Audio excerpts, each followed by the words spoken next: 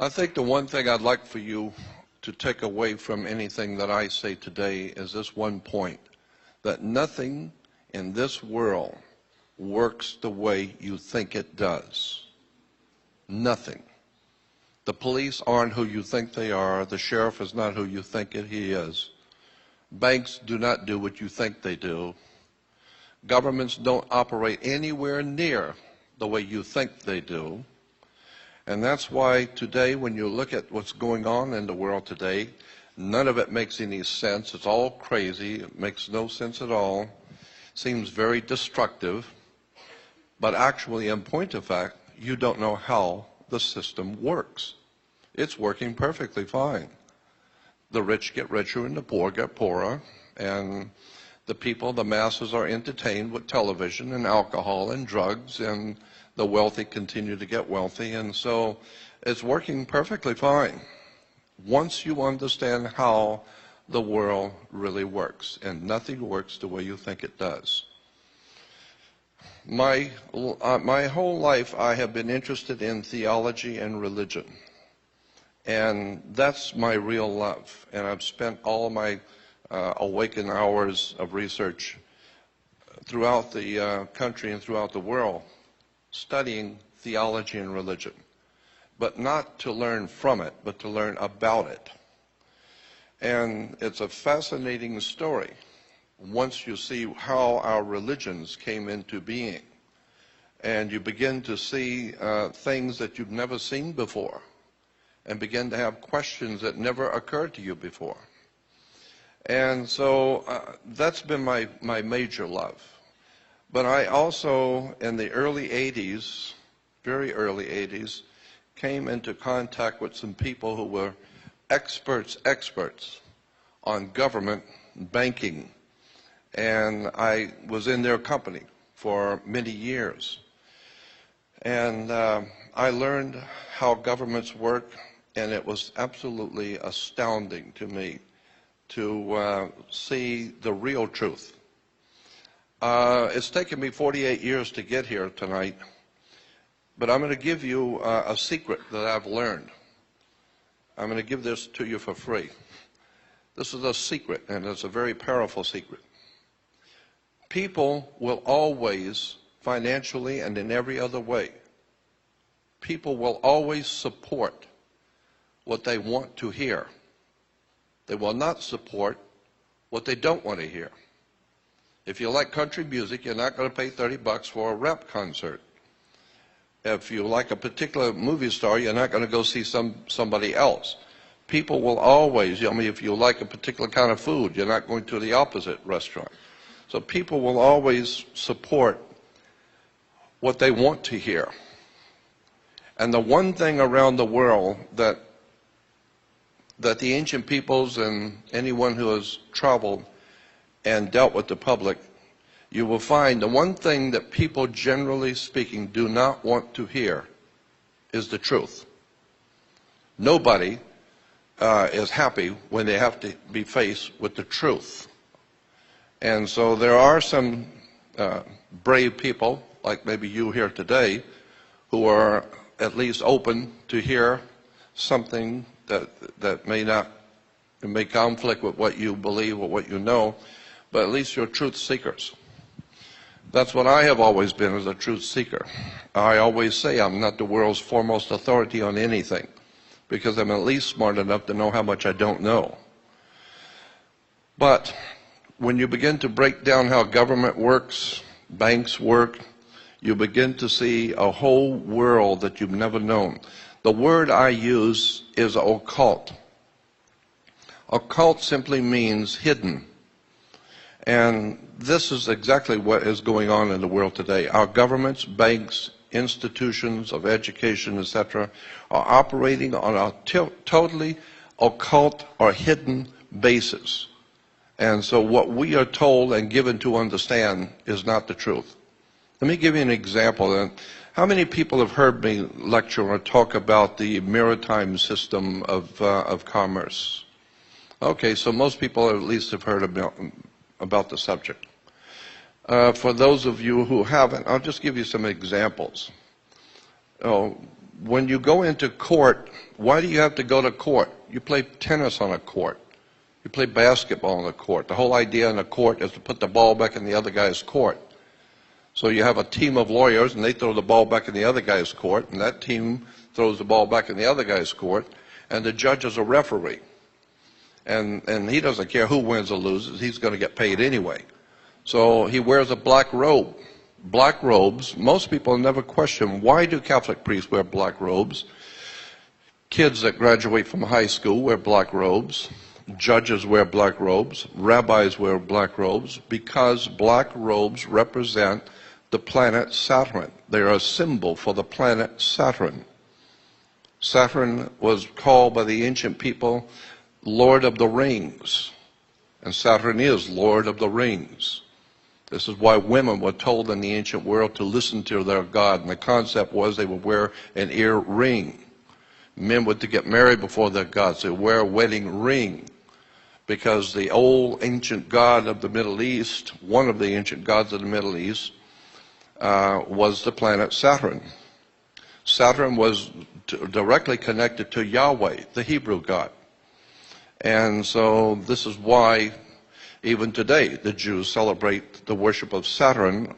Saturn in the old Phoenician language was called Shabbath. Look up in the Phoenician language, you will find that the planet Saturn was called Shabbath. And his worship to honor him once a week was called Sabbath.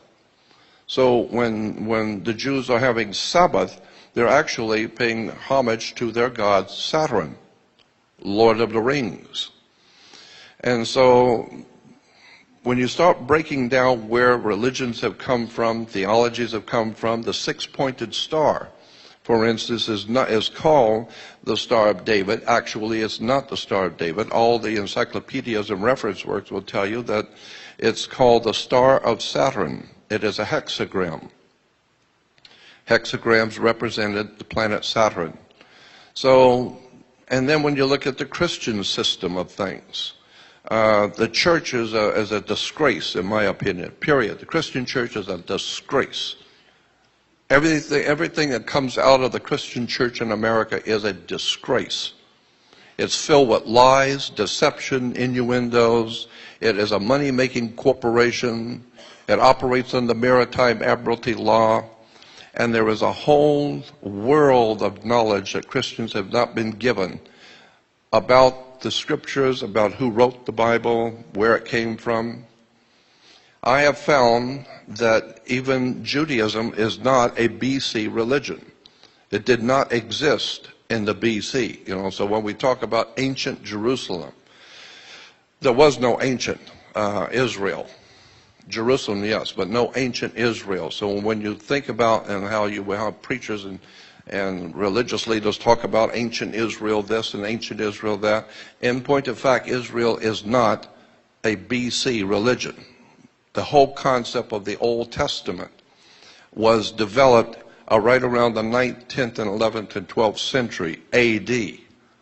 So that the Old Testament is not an ancient record of an ancient people. There was no ancient Israel. Two of the greatest scholars, archaeologists in Israel, have written a book called Unearthing the Bible. And these two men, these two archaeologists, are the best and the brightest of the archaeologists in Israel. And in their book, basically, that's what they said. There was no Moses, there was no King Solomon, there was no King David. The entire thing was written probably in the 8th, 9th, and 10th century AD in Europe, developed and ultimately taken, all of that was taken by the Jesuits in the Catholic Church and rewoven into a story and given to us today as an ancient Israel. There was no ancient Israel. Never existed. There was no Moses. There was no King Solomon. Solomon was Sol, Om, On. Sol is Latin for the sun. Om is the Hindu word for the creative force. And On is the name of the sun in Egypt. The Greeks call it Heliopolis, but the Egyptians call the city of the sun On. Go look in a dictionary, look up the word On. It will tell you it's the city of the sun in Egypt. This is why you flip a light switch on, because it was a city of light. So you take Sol, Om, On, the three names of the sun in the ancient esoteric languages, it becomes Sol, Om, On, or Solomon. Even in the ancient Bibles, the old Bibles from the 12th, 13th, and 14th century, in the Bible, it didn't say King David. It kept talking about King Druid. And incidentally, the system of government and laws that we live under today in America and in the Western world is a Druidic system. America is a Druidic country. Canada is Druidic. Like I said, Western civilization is a Druidic establishment. The Druids were a very powerful priesthood in Europe, even before the Roman Empire existed. And they were the attorneys, the lawyers, the religious leaders, the politicians. It was called the Druidic system. And one of the most important symbols in the Druidic system was a magic wand, like Merlin the magician with his magic wand. And orchestra leaders and conductors use a magic wand. That's a Druid symbol. And the Druid symbol of the magic wand was made out of the wood of a holly tree. It's made out of Hollywood. And the entire establishment in Hollywood is a Druidic system. So if you don't understand Druidic symbols, you'll never know what's going on in Hollywood and where they're being financed, who's financing them, and how this stuff really works in relation to government. There's an enormous amount of material out on the web showing pictures from motion pictures from 5, 6, 7 years before 2000, before 9/11, in which 9/11 is in motion pictures. And the original film of Matrix, in the original Matrix movie, the star is giving some kind of an affidavit to sign, which is his identification or something. And the camera zooms in on it for just a moment when he's signing it. But if you stop the film, stop it and back it up and zoom in, you will see the document is about something that is going to happen. It says September 11, 2001. And this was way before September 11, before 9/11. Chris Carter, classic example when I'm talking about Hollywood. Chris Carter, the creator of X-Files. When X-Files ended, Chris Carter, the producer, started a whole new television series called The Lone Gunman. And the very first movie was a lead-off movie for the new television series. And in that movie, that came out right around February or March of 2001. February or March of 2001, Chris Carter's new television show called Lone Gunman was started on Fox Television.